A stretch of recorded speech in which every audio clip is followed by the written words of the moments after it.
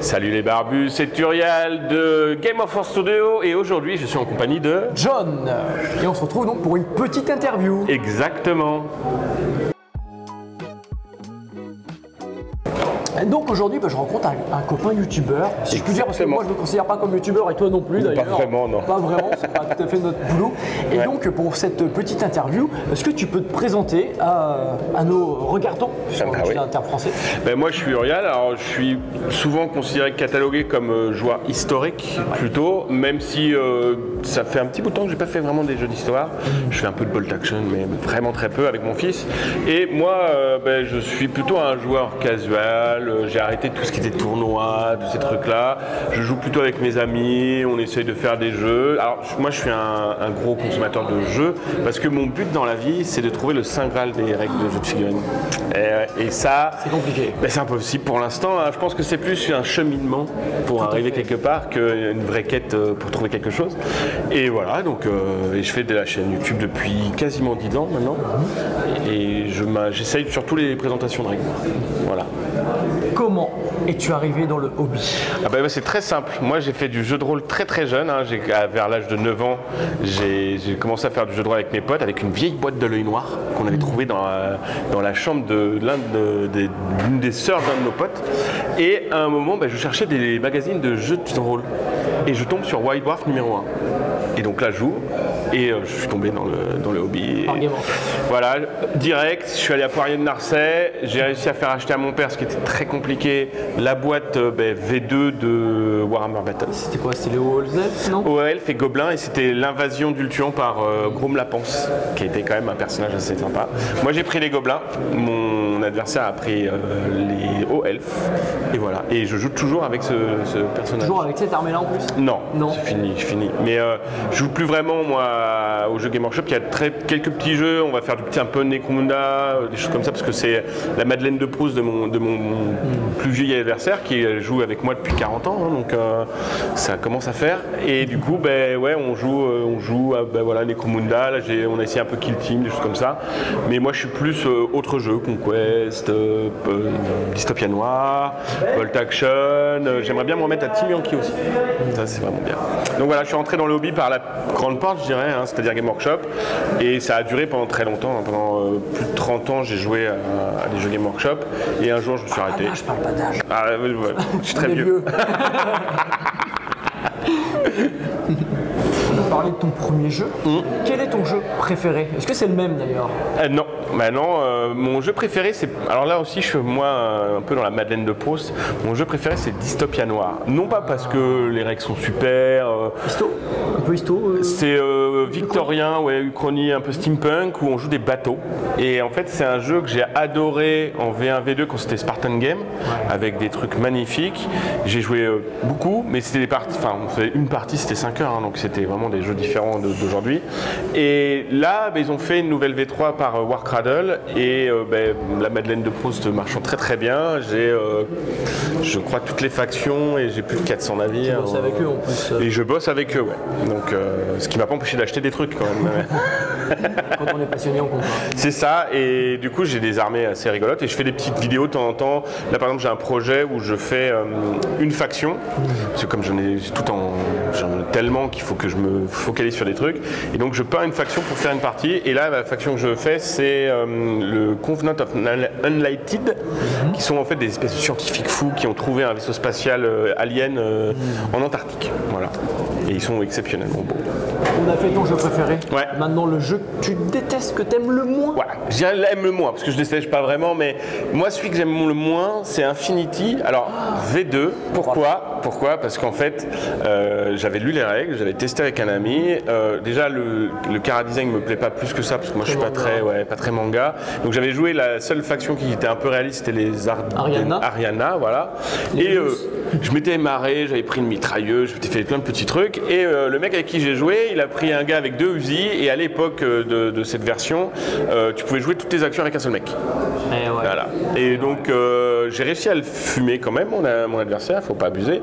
Mais du coup, ça m'a fait, c'est pas normal. Ouais, et du coup, à partir de là, j'ai pris un peu le jeu en grippe. Maintenant, j'ai pas essayé la nouvelle version. Mais comme le jeu m'attire pas visuellement déjà. C'est très dense. Ouais. Oui, bah oui, les règles c'était dense déjà. Ouais. Puis moi c'est vraiment quand je joue un jouet, voilà, c'est d'abord le visuel et après les règles. Si l'un des deux ne marche pas, j'arrête. Je vais pas aller plus loin. Je peux en parler. Par exemple là, je parle d'un jeu qui s'appelle Trench Crusade et sur la chaîne. Et effectivement, les visuels est très bien. Les règles ont l'air un peu moins bien. Bah, j'ai pas fini les règles de campagne, donc je vais attendre. Mais voilà, donc je pense que c'est un jeu où je jouerai jamais. Par contre, les fixes sont tellement belles. Super beau. La DA en fait est très grim dark. Ouais. C'est vrai que j'aime beaucoup aussi. Il y a Tuomas Pyrinen qui est l'un des auteurs de Mordheim aussi dedans. Oui. Mais c'est vrai qu'effectivement, de ce que j'ai vu dans les règles, ça paraissait un peu dense, peut-être un peu trop old school sur certains aspects. Exactement, et on sent bien la patte du Mordheimer. Ouais, exactement. Et déjà Mordheim, moi j'avais pas aimé. Je jouais à Necromunda, j'ai joué à Mordheim, je me suis dit pourquoi jouer à Mordheim en fait. Oui. Necromunda était 100 fois mieux. Donc là, j'attends de voir, je vais relire bien les règles, je ferai une petite présentation des règles, de toute façon ça c'est pas un problème. Et puis on verra ce que ça donne. Par contre le projet est super, c'est très communautaire, il laisse les droits à d'autres sociétés de faire des figues. C'est très ouvert. Hein. Ouais, et donc déjà on a une faction, pour une faction on a 5 ou 6 figues différentes pour le même personnage. Il y a même des règles spéciales qui ont été créées avec l'auteur, donc avec l'aval de l'auteur, pour la Red Brigade par exemple dont je parle, et qui franchement, rien que le projet, moi c'est comme ça que je voudrais que tous les jeux de figurines soient. Que la communauté soit un peu plus impliquée dans le développement. Exactement, et puis que demain il y a un mec qui dit tiens j'ai une idée, le mec dit ok ça va dans les critères, on laisse faire, et puis se gagner de l'argent un peu dessus. La Red Brigade c'est 60 000 $, je crois, un truc comme ça, donc on n'est pas sur un petit montant quand même. C'est un beau montant. Parce que c'est que des STL. Super. Et les auteurs sont super contents, ils ont applaudi la réussite du projet, donc il faudrait qu'on fasse ça tout le temps les Barbies. On n'a plus besoin des éditeurs, ils ne servent à rien franchement, on n'a pas besoin d'eux, on peut faire tout ce qu'on veut si on est du wargame. C'est ça, exactement, on peut faire ce qu'on veut sans eux. Il ne faut pas se laisser dicter les méta ou les trucs comme ça par eux. Appropriez-vous les jeux. Exactement, et créons des jeux à nous et partageons-le, diffusons-le de façon complètement gratuite ou avec un petit montant comme les STL, aller à 10 balles. Et puis voilà, on n'a pas besoin, il ne faut pas attendre des grands. Voilà. C'est mon copain lui. Dernière question, peut-être pas la moindre. Pourquoi tu as décidé de faire du YouTube? Pourquoi c'est pas ton boulot? Et ça sera a priori pas ton boulot, vu ce qu'on a dit en off. Pourquoi tu as décidé de partager sur YouTube? Eh bien parce qu'en fait j'avais un problème moi, c'est que je cherchais des vidéos très courtes pour me présenter les règles d'un jeu. Ce que tu fais. Et ben oui, et donc je me suis dit, personne ne le fait, donc il faut que quelqu'un s'y colle. Et donc je m'y suis collé en fait, tout simplement. Je me suis dit, si tu veux que les gens fassent pareil que toi et que tu en aies d'autres, il faut que toi tu donnes le son de départ, quoi. Et donc du coup, je m'avertue à faire toujours une vidéo qui dure entre 10 et 15 minutes maximum pour présenter les règles d'un jeu. Je vais pas dans les mécaniques en profondeur. Par contre, j'essaye de donner l'ambiance, la méta des règles. Le goût. Ouais, j'explique les mécaniques les plus importantes pour se dire oui ça va me plaire, non ça va pas me plaire. Mon but c'est pas de me présenter les règles et qu'après qu'on ait vu la présentation des règles on puisse jouer, c'est pas le cas.